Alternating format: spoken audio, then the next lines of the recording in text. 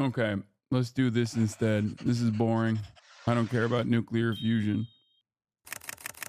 China, the big bad boogeyman for the West, leads the world in clean energy production. Contrary to the image we're supposed to have of them from all the Red Scare propaganda and xenophobic fear-mongering. Once seen as a major polluter, China has, in recent decades, implemented a rapid transition to clean energy, away from fossil fuels. Is there anything the US can do to incentivize other countries to decrease pollution? I think we should get our shit together, but also China and India combined make 30% of our climate change issues. Jumped in my 5.0. Yes, you're right. Have you ever looked at like who the mass consumers are, like at all? Bro, the cruise liner industry, okay? The cruise liner industry emits as much carbon pollution as the entirety of commercial and regular car travel inside of the entire European continent. Okay? You are out of your dang mind. Yeah, India emits 1/8 as much as USA per person. An American's fridge. No, that cruise liner thing isn't correct. It's SO2 and it's an old stat. Okay. An American's fridge or like a crypto miner is causing more pollution than like entire countries. And you're over here being like, why is nobody thinking about China? In terms of per capita carbon emissions, we are putting up numbers, dude. I saw a TikTok about climate change that bummed me out so bad. The weather we're experiencing right now is likely because of the pollution from the 90s and early 2000s, and any changes we make right now won't be felt for the next 30 years. Strap in, chat. Yeah, and a big chunk of the pollution from India and China is because the West outsources their emissions to the third world, and even then, their per capita emissions are nothing in comparison to the average American. Like, look at this. Per capita consumption-based CO2 emissions in 2021. The United States, by and large, is the top, alongside Saudi Arabia and Oman.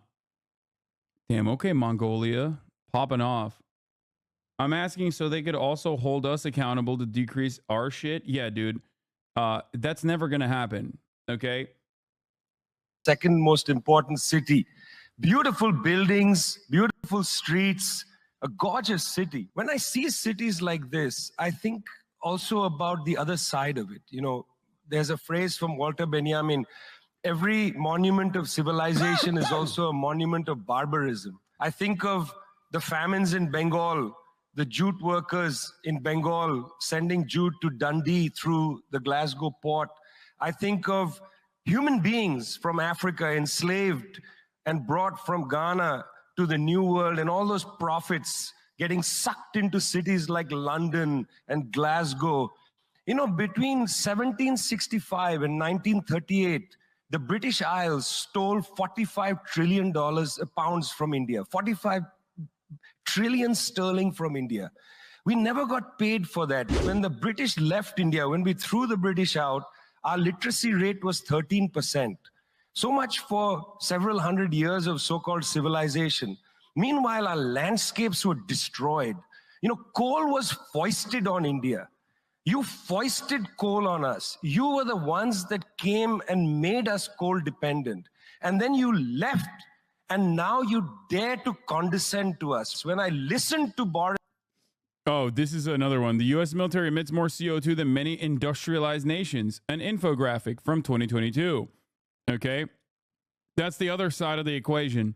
Here's the United States military emitting more CO2 than many nations. Okay? This is from 2017. The U.S. military emits more CO2 than the entire country of Morocco, Peru, Sweden, Hungary, Finland, New Zealand, Norway, Switzerland. Okay? It's laughable when chirp about like paper straws or try to universalize the blame. A chatter debunk what you said about the propeller planes. Oh, this is, I think it was Oliver, right? Who went and asked his PhD friend, hey, so I know it definitely is impossible. Theoretically, if we were to use warplanes to try and slow down Hurricane Milton, how many would it take to make a dent? I'm so busy today, but I'm bored, and this sounds more fun than work. Theoretically, if you had 3 million F-35s running with full afterburners It would be enough to prevent the ad break. So yeah, if we used all of the world's resources to only make F-35s, we could slow down a Category 5 hurricane. Some man can't beat Mother Nature. Not. I'm done, dude. No more trust. You've destroyed the sacred bond of trust between chatters. Even good chatters are out here. Even good chatters are out here using increasingly more complicated methods. Increasingly more complicated methods. It's up. It's up. It's actually up. Y'all are dicks, dude. It is better than two-parters. That's messed up. It was Oliver, wasn't it? Asshole. Jesus Christ. Anyway. Yes, chatters are correct. At the top of the hour, there's a 3-minute ad break. If you no longer want to see those ads, well, then all you need to do is subscribe, which you can do for $6 or for free with a Twitch Prime. Here's the 3-minute ad break now. You can also get gifted a sub if you're lucky. Here it is. Imagine the utopia we'd be living in if chat put this much brain power into literally anything else. Yeah. God damn. Rose Dog, thank you for the 5 tier 1 gifted subs. Bizacore, thank you for the 5 gifted subs as well. God damn. Nandra said, at me for a gifted chat. Okay, Flexer. Zakatekan Jack, thank you for the 5 gifted. Shiv Saklani, thank you for the 10 gifted. And including but not limited to sub chatters. Top of the hour bot gave that a 9.85 with 629 chatters that rated it. Milton is now officially back up to check my messages. That was my debate, Stolen Valor. Okay, Corso 117. Up that you would take ownership over destroying me so hard. So it wasn't even the other chatter who stole it from another chatter who stole it from you. Dick. You guys, man. Moments like this make me think it would be so much easier if I just sat around and talked about women in video games, okay? This monumental transformation is happening even as Western sanctions and tariffs on Chinese renewable products threaten to stall this critical progress. In this video, we'll take a look at China's remarkable journey, explain why this all happened, and discuss the crucial role China plays in the fight against climate catastrophe. But before we do, I'd like to take a quick moment to thank our channel sponsor, Aura. As you all know, we make political content here and on our other channels. Unfortunately, that means some people don't like us very much. These days, a quick Google search is all it takes to find someone's personal information. Peace of mind. Support the show and protect your valuable data by signing up today at the link below.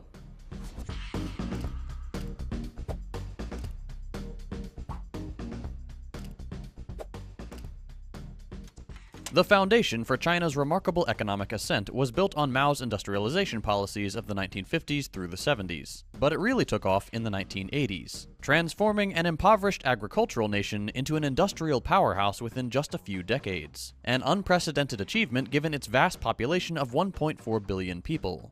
China's rapid growth has puzzled Western economists, who genuinely believe free market capitalism to be the most effective approach. This swift transformation is a testament to the success of the Chinese model of economic development, exemplified by significant state intervention and planning, two of the scariest things to Western politicians. By 2016, China's per capita income... It goes against our entire principle. It goes against our entire worldview. And the only way that it was okay. The only thing I will say about this is the reality that China was able to sneak away by offering basically free labor, okay, for years and years. The only reason why it was allowed to utilize central planning to develop this way in such a short period of time that confuses Western economists is because they were not brought to heel through direct warfare, because it was the manufacturing hub for all of our favorite greedy capitalists. That's it. It was far too far too good for the profit margins. It was for our capital owners. They were like, no, it's great, it's fine. Even if they steal our IP, it's fine. This was basically short of like being in writing for decades that China was like, we'll be the manufacturing hub for you. You will be able to transfer all of your labor to the Chinese economy, but in return, we just take your IP. Everybody knew that was happening. They didn't give a shit because they were like, what are they going to do? They can't make comparable products. No foresight whatsoever. Exactly. Short-term profit seeking. And also it was quite beneficial for capital owners because guess what? They ended up undermining U.S. labor. They ended up undermining Western labor in general. That was the reason why, unlike other countries that had socialist or socialist adjacent projects of their own or tried to implement some kind of central planning, obviously one of the consequences was also not having the technology to be able to implement it. But beyond that, the major reason why there was no hellfire brought upon China was that it was too valuable for capital owners. Okay? That's it. And in that time frame, not because of the opening of the Chinese markets that China was able to thrive, it was the central planning that continued, that caused the benefits, the capital that was flowing into China to be distributed as evenly as possible. Okay? I don't even like the steal our IP thing. Everyone seems to think that that's how they got good at EVs, but Belt and Road battery development are not stolen IP. They're just superior planning. They were late to the EV game, but are ramping so much faster than everyone else. People also complain about state subsidies, but we do that too. And to be honest, our dollar value subsidies, the EV producers are higher. They just came later. Yeah, if you want to see what it would look like if China developed in a way that was more beneficial for capitalists without maintaining some kind of like central planning over this vast land with 1 billion people, look to India. That's why a lot of neoliberals love India as the new manufacturing hub as a counter to Chinese influence. Obviously, it's far more complicated than just that, but you know, that is the major that is what it looks like when you don't have capital, when you have capital flowing into your foreign capital flowing into your country, but you don't have any sort of interest in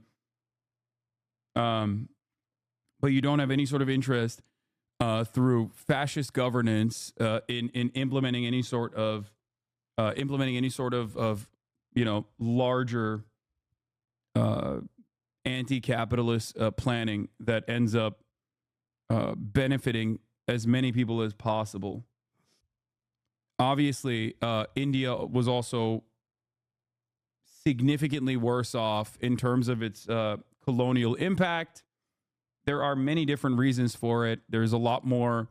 There's a lot more inner political struggle. India is so vast. So is China, but like India also has its own litany of political complications. I'm not like saying India is like one unit versus China is another. These are very reductive. These are very reductive terms in which to describe it. But, you know.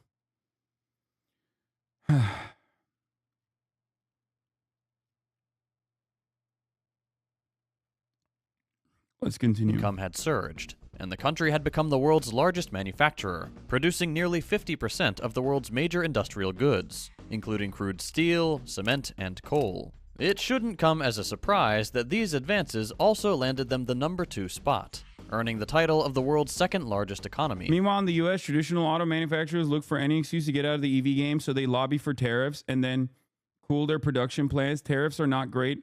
Tariffs are not for more time to ramp. It's just protectionist bullshit because they got beat.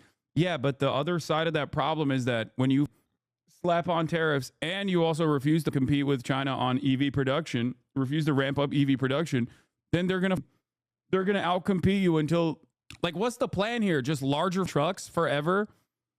Just every American, I'm not going to stop until every American has a Ford F-450. Like, we're not going to stop until everyone has a baby murder machine, a tank that's run on coal and oil.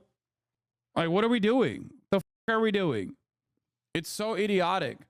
Tariffs are also additionally stupid if you're going to refuse to manufacture domestically. Like, tariffs and protectionist policies such as that one are effective if you have a competitive product that you are also creating. If you refuse to create a competitive product, then why the f are you even slapping tariffs on that? All you're doing is driving up prices. It makes no sense. I genuinely think it's just short-term profit seeking in general. Same thing happened in the 70s with then Japan was the dominant auto manufacturer for 50 years. Yeah. Oh, I know. Okay. I just want a goddamn Toyota Crown and a Toyota Hilux. That's all I want. This staggering growth placed China far ahead of many developed nations in industrial output and innovation. But it's not all sunshine and rainbows. As China has industrialized, it has picked up not only the positives of Western-style development, but also the negatives. Rising divorce and suicide rates, widespread business fraud and scandals, and pervasive asset bubbles. It also came with an arguably far higher cost, a severe environmental crisis. The environmental impact of China's industrialization was profound. Studies conducted in Zhuzhou City revealed significant pollution from heavy metals in air, water, and soil. Heavy metals from industrial waste were found to settle in the sediment of the Xiang River, causing inconsistent changes in concentrations over time. This pollution had significant implications for both the environment and public health, as heavy metals which enter the food chain lead to severe health problems. The primary pollutants, including cadmium, lead, copper, and zinc, were largely attributed to concentrated industrial activity. Yeah, every car manufacturer admits. I read this article. Ford CEO says the Chinese EV industry is the biggest threat to its business. CEO Jim Farley went to China and was terrified. Jim Farley trying to learn from his greatest competitor and is now trying to copy parts of China's electric vehicle playbook. I just want a Ford F-100 concept, dude. Please. Please. I just want it so bad. I want it more than I want anything else, okay? That's all I want. I want the Ford F-100 concept EV. I want it so bad. Please, please, please make it. Please. Please make it. Mass produce it. I swear it will sell out. I swear. Also, steal the Chinese IP. Make it, use that, like, battery and then gas powered generator system that they have over there. I don't give a f. Just please.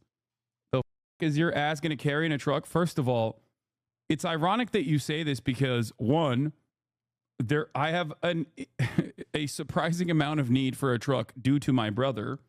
And also, secondly, it's weirder that I drive around in a goddamn Taycan with this demon in the back seat barely fitting. Don't you guys have the Ford F-150 Lightning? Yeah, but it's not that good. God, it looks so sick. The F-100 Illuminator concept. Oh, God, I want it so bad. Oh, it's so sick. Anyway, let's continue. Vegetables absorbed heavy metals more easily than rice, but the concentration of heavy metals in both was higher than the edible standard and background value. Like other economic powers, China's environmental challenges have not been isolated. The global nature of its economic activities means that pollution and environmental degradation have far-reaching consequences. This is a critical consideration as China continues to play a central role in the global economy, influencing environmental policies and practices worldwide. While the U.S. continues to roll back environmental protections under both Republican and Democrat leadership, China's approach to climate change is refreshingly ambitious, and they've been meeting or exceeding many of their pledged goals. The Chinese government has officially recognized climate change as a significant threat and has set comprehensive goals to address it, something not typically seen among Western nations where there's still a debate as to whether or not it's happening during yet another hottest year on record.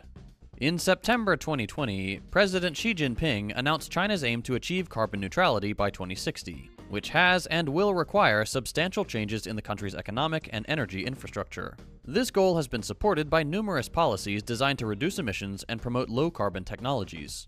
From 2019 to 2021, China led the world in new solar, wind, and hydropower projects, as well as in the production and sales of electric vehicles and deployment of nuclear power plants. China's 1+N policy framework includes long-term plans, such as the 14th Five-Year Plan for a Modern Energy System and the Action Plan for Carbon Dioxide Peaking before 2030, which emphasize scaling up clean energy sources and investing in future industries. The country is currently providing the world an excellent example of what serious state-level climate action looks like. They engage in real diplomacy aimed at addressing real problems and implement robust, effective policies. Because of this approach, China is positioning itself as a global leader in renewable energy deployment and climate change mitigation. Over the last few years, China has consistently topped global rankings for new renewable energy capacity, underscoring its commitment to sustainable energy sources. The country's advancements in energy storage and grid infrastructure have been pivotal, enabling the efficient integration of renewable energy into the national grid and enhancing energy security. A major part of their technological dominance comes in the form of their electric vehicle investment. China has made significant strides in EVs. In 2022, a quarter of all new cars purchased in China were electric or plug-in hybrids, supported by a vast network of over 4 million charging stations. This rapid adoption is driven by extensive government subsidies, long-term investments, and a robust infrastructure that supports these cars. A comprehensive approach that's unthinkable in the West. Chinese companies like BYD and CATL are global leaders in EV and battery technology, innovative features, and market share. Chinese domestic manufacturers have been particularly aggressive in integrating new technologies into their vehicles, such as advanced entertainment features. BYD's quick battery swap stations are also a game changer. It's interesting because Elon Musk said he was going to do that and then never did, and then said it was impossible to do. And what he meant by that was, and Megaphonics in the chat has defended Elon Musk for saying that, even though at the time it was impossible to do while maintaining, the profit margins that they wanted to maintain. Where's Megaphonics? And voice-activated controls, making Chinese EVs highly competitive globally. There's a reason the West, especially the US, puts such absurd tariffs and import restrictions on Chinese cars. Why would anyone buy a $100,000 domestic car when a Chinese model vastly outcompetes it in specs and price? Despite the popularity of electric cars, China's public transport sector also showcases significant technological advances. I don't think the battery swap thing is a game changer. When Tesla did it, it was to game the CA credit system, which was dumb and set up to advantage hydrogen cars. But people ended up not wanting to use it. They'd rather just supercharge. Why did you mention me? I was doing work. Remember when you defended Elon Musk saying that it's impossible to do battery swap many, many years ago? I never forgave. And I never forgot. It might have been Fango Lives that said it. It was one or the other. Pretty sure it was Megaphonics. Advancements. China leads in the adoption of electric buses, with cities like Shenzhen achieving 100% electric bus fleets in 2017, 7 years ago at time of writing. This transition has set a high and necessary bar for urban transport electrification. The majority of the world's electric buses operate in China, which has led to a massive reduction in urban air pollution and greatly enhanced public transport sustainability. And now we come to one of the more controversial clean energy alternatives. I follow a Brazilian communist streamer who's very critical of China and was invited to the country by the Chinese government along with South American influencers and was completely shocked by the Xiaomi factory. That's bullshit. The Chinese government invited a critical communist Brazilian streamer. Okay, I need to be more critical of China. That's bull. Oh God. Oh no. I'm critical of China in all the worst ways that they will never actually. They won't invite me. They won't invite me because the things I'm critical of China are things that they're not going to change, or things that they've done that they choose not to acknowledge. If I was critical of China in like dumbass ways, like, oh, it's gonna collapse any day now, they probably would invite me. I'm out here simping for free. I saw Megaphonics say that. I was the battery. We're talking, of course, about nuclear energy. And here again, China is making substantial progress, currently constructing about a third of the world's new nuclear power capacity, a massive long-term investment in energy diversification. This clearly demonstrates that the doubter will always get closer access to the Lord. They aren't focused on short-term financial gains, but rather are building for the future. I'm going to start subtly being like, I bet these Chinese high-speed rail projects are bullshit. Trains can't go that fast.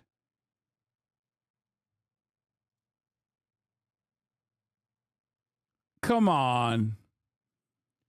Prove it, China.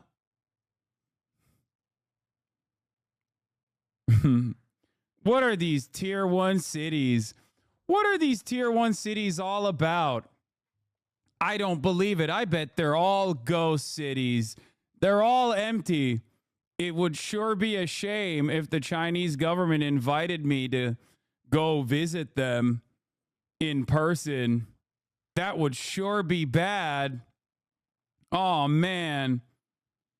There I'd be with egg on my face if they were to prove that these tier 1 cities are actually technological marvels.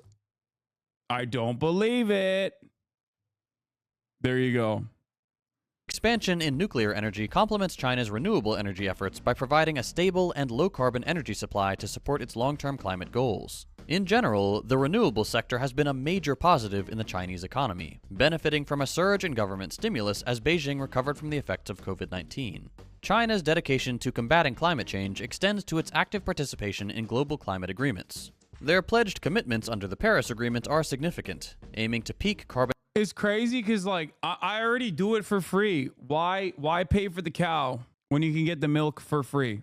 Okay. They're out here giving money to streamers again to play Wukong again. I already played it for free and glazed it the entire goddamn way.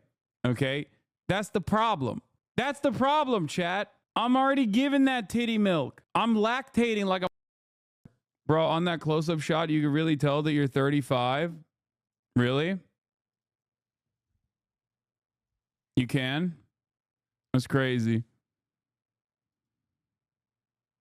Do you like it? I'll keep doing it.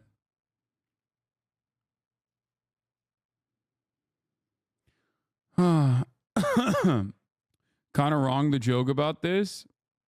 Carbon dioxide emissions by 2030 and achieve carbon neutrality by 2060. China's nationally determined contributions, or NDCs, reflect a genuine ambition to reduce carbon intensity and increase the share of non-fossil fuel energy sources.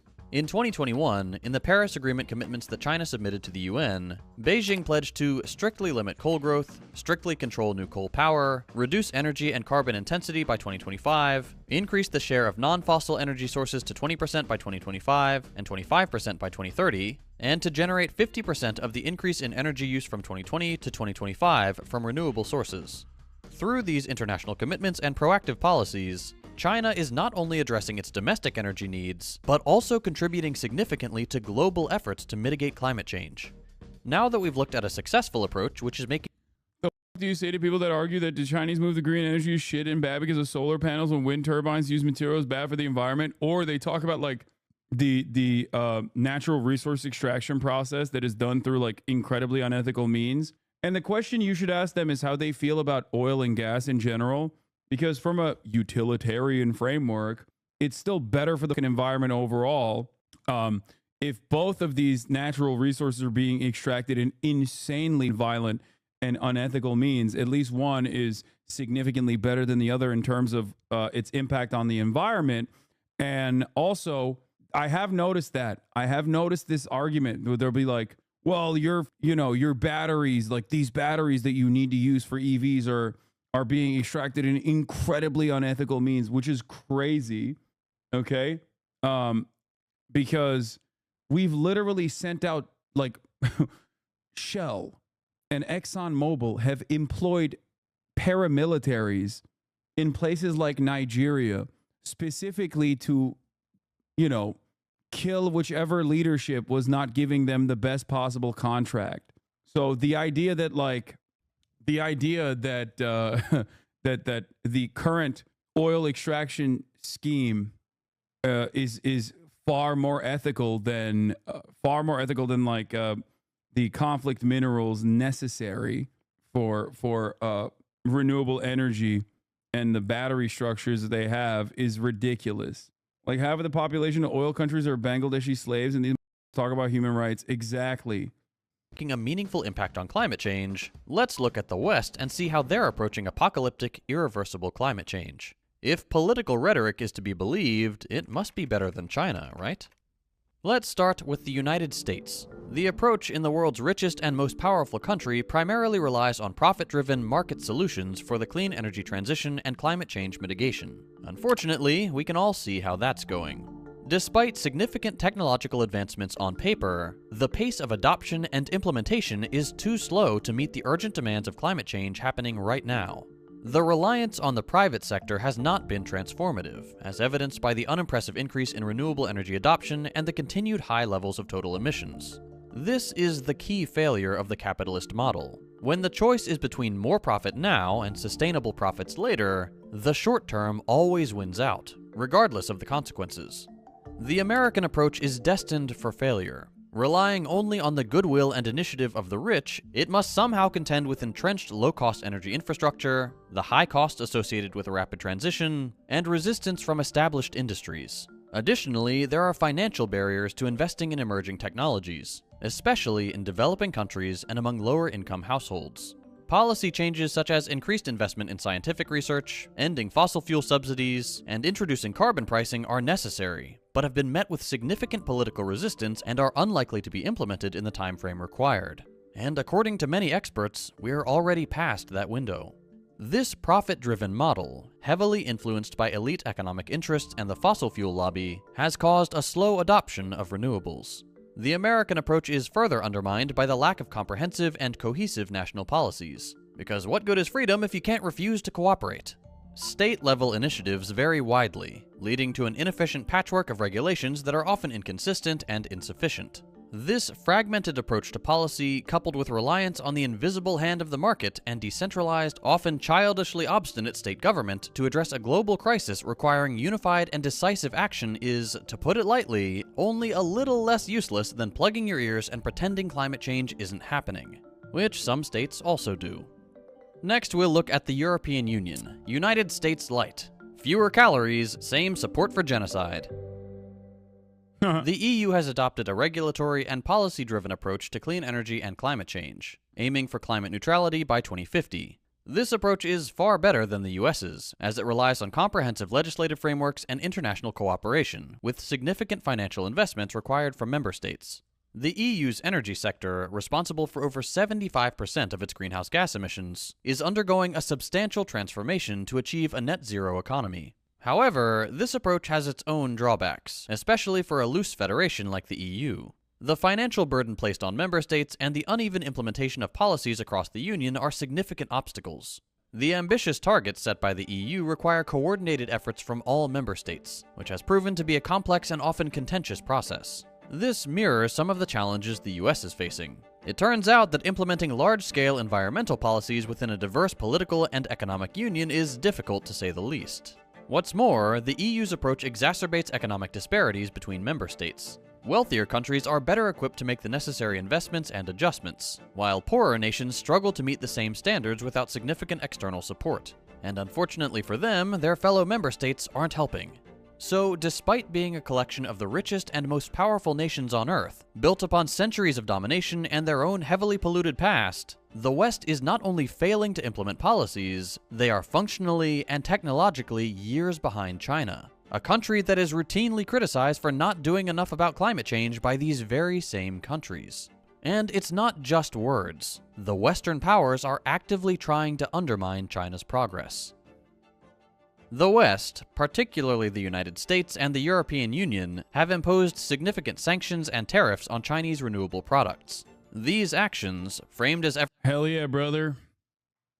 That's right. People also argue that the North American resource acquisition and extraction is more ethical and more regulated, thus being more environmentally friendly, which there is something to be said about, but this is not the argument most people think it is. North American resource acquisition and extraction is not more ethical and more well-regulated.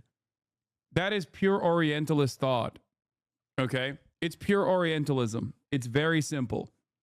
That's the precise reason why people will be like, China's policies in Xinjiang, which were unimaginably restricted and caused cultural genocide, mass surveillance, all of this stuff, are far worse than the actual, literal, complete genocide, ethnic cleansing campaign that is being initiated in Gaza right now to the Muslim population, to the Arab population.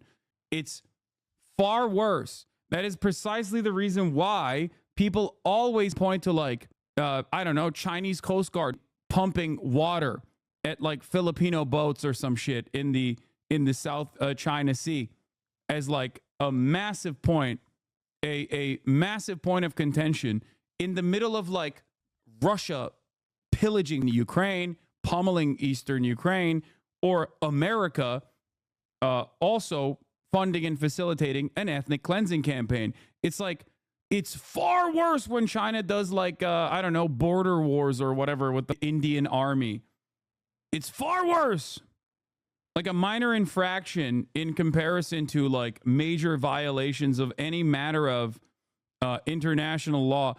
And before oh my God, I hate this argument because anytime I bring up Xinjiang, there are like MAGA hogs, but for China, that come in and go, well, there were extremists there. What are you supposed to do?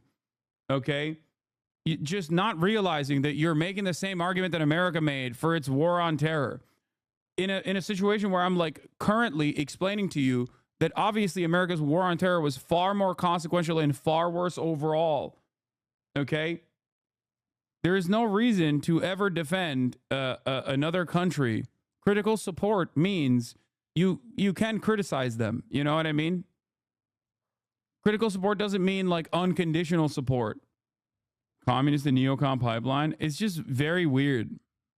Comparing it to the USA war on terror gives America's comfort. Yeah. It's ironic because Xi Jinping famously also said, we learned it from you in dealing with the extremists in Xinjiang. The point is, when you personally point to what other countries are doing, especially China, okay, as like a far more consequential, far worse threat to the world, you're being silly, and it is being used, in my opinion, as a very cynical but very deliberate way of trying to lighten the load and saying that like, no, we're doing it better. Here, I'll give you another example of Orientalism. They have bribery in India and Pakistan, right? Well, we do too. We have just regulated it, so it's more ethical that way. We have unlimited, unrestricted campaign donations in the form of dark money, right? Through super PACs, through lobbying. That's just bribery. It's the same shit. We've just legalized it, so it makes people think, oh, well, it's far better to do it that way. Other countries have slavery. Well, we've codified it to make it legal again in the form of the 13th Amendment, which is supposed to abolish slavery, but it hasn't really abolished it unless it is done within the confines of our criminal justice system. We just add like one extra step and like legalize it by different means. Okay. And then we think that that somehow makes it better. That's why our foreign adversaries have gulags and work camps. We, on the other hand, have slave labor in our prison system, but that's something totally different. We legalize it. It's different. Okay. It's pure American exceptionalism. That's why a lot of people, when I criticize China or when I criticize Russia and compare it to the United States of America, a lot of Americans who are primed to defend America and have that American exceptionalist attitude think that I'm defending these countries and their actions. Okay? Because they genuinely do think like, no, when America does it, it's like, it's legal, it's above board, it's bad, we should fix it, but also it's nowhere near as bad as like other places. Okay? Yeah, China really f***ed up. They should have built their torture facilities on a nearby island offshore so they could do this legally. I agree. Anyway. Efforts to ensure fair trade greatly hinder the fight against climate change. The United States and the EU have established numerous trade barriers against Chinese renewable energy products, which have and will continue to disrupt the global. Yes, did you know that China was one of the first countries in 2001 to join the USA's war on terror? Also, Chinese policies in Xinjiang were based on UN-USA de-radicalization techniques for the Balkan War. I remember, I don't know where I read it. I read it in a book, which is unique because I don't read a lot of books anymore. But I cannot recall exactly what book I read this in.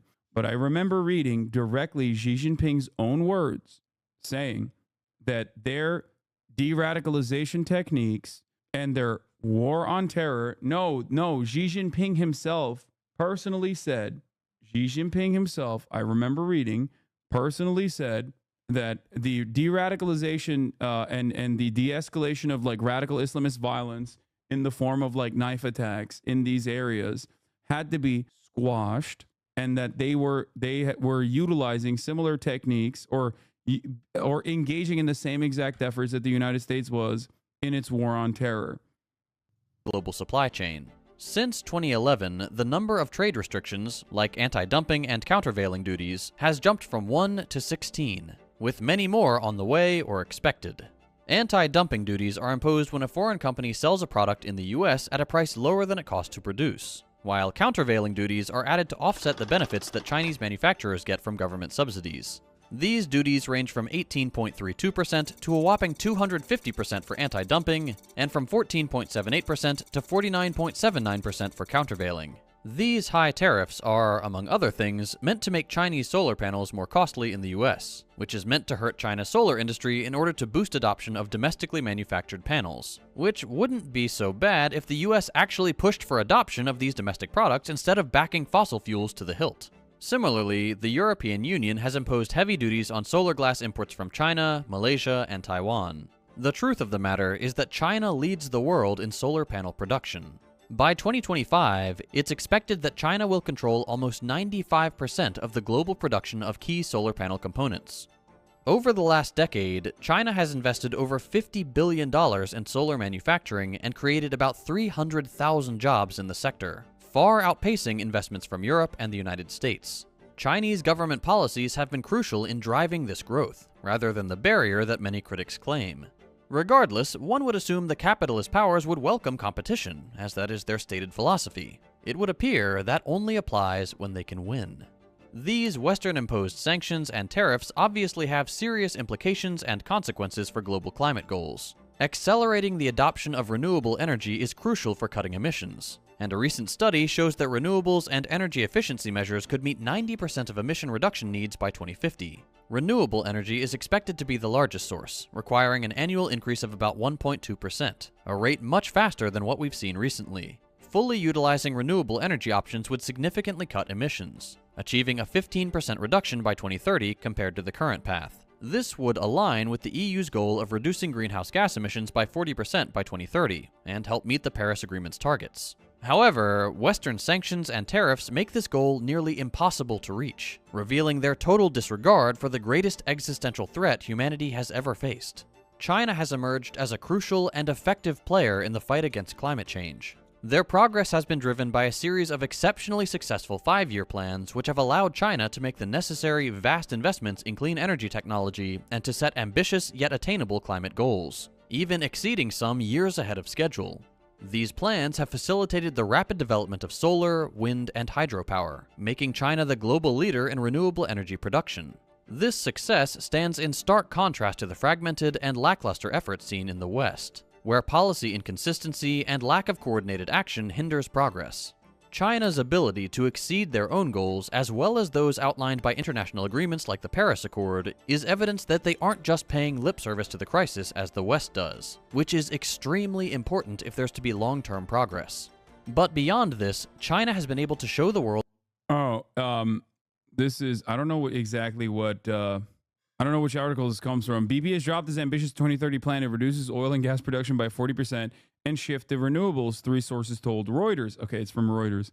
The company made the commitment in 2020 and had already watered it down last year. Now it has reportedly abandoned the plan entirely and will focus on new investments to increase oil and gas output. Other oil giants, including Shell, have also walked back their energy transition goals. I'm letting you know right now, Chinese improvements in renewable energy is the reason, okay? Straight up. It's because we would rather sink the ship altogether than have China be the global leader in a new way, in the new method, okay? We would rather destroy the planet than allow China to be the global leader in what will take the place inevitably of the fossil fuel industry. As it stands currently, that is precisely what's happening. We also have no mechanism to fight back against this because we do not adopt central planning unless it's at the behest of capitalist corporations. We only utilize some form of centralized planning when it actually suits the profit margins and the profit-seeking interests of American corporations. Central planning requires stability. Central planning requires a competent leadership, a competent government, government. This is one of the many similar decisions. Here's what I wrote a year and a half ago.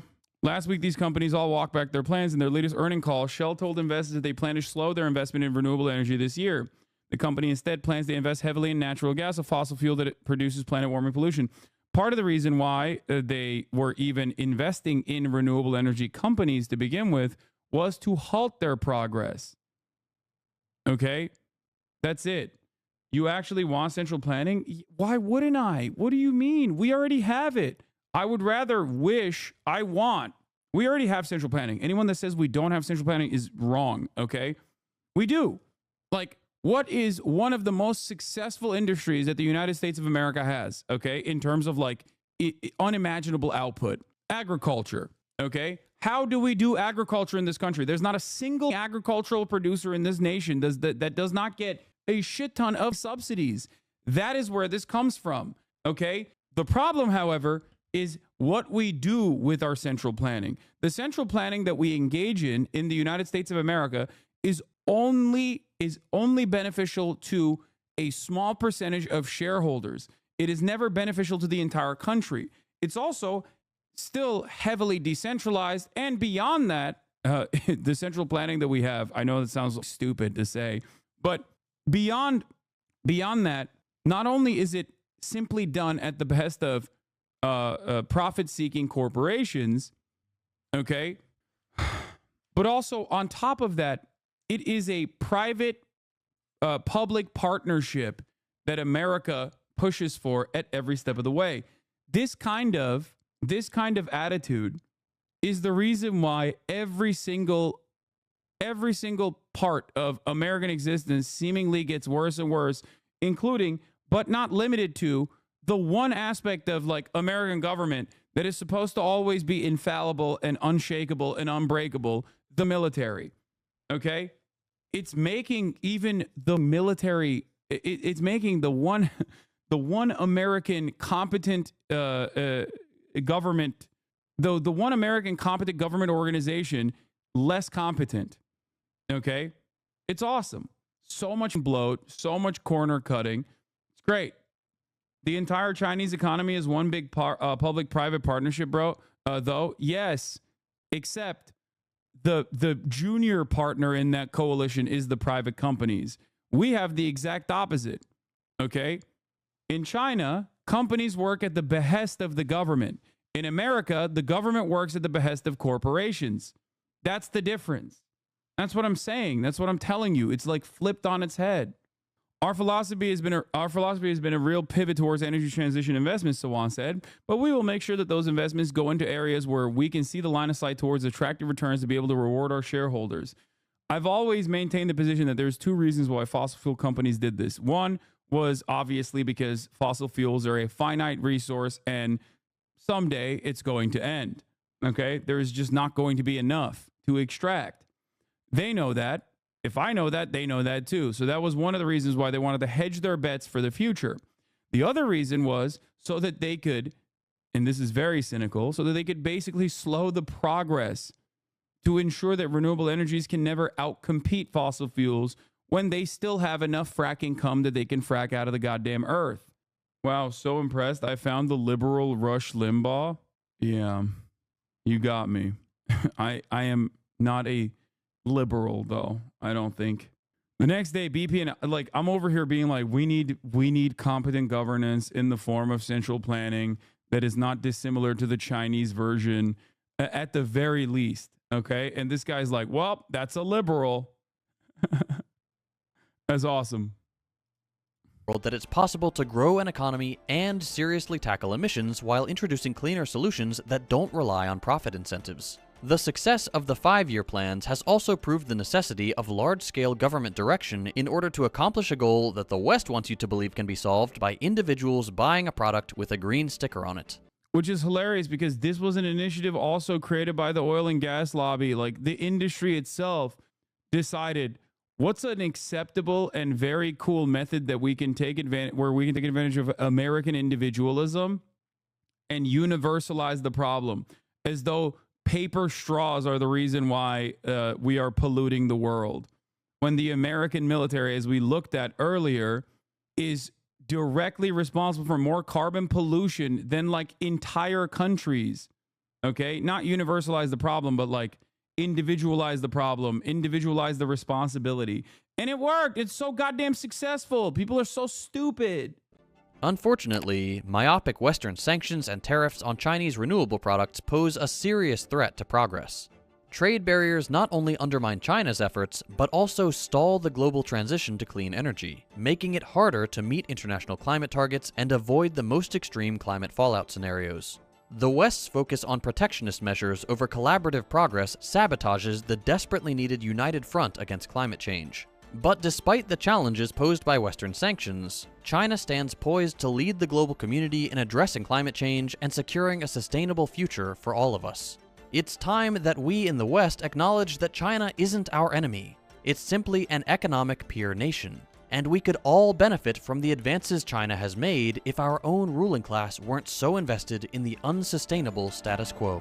Like, I don't even mind tariffs, honestly. Like I've said, I don't mind like isolationist trade policy or protectionist trade policy, as long as you're gonna also improve manufacturing in the country.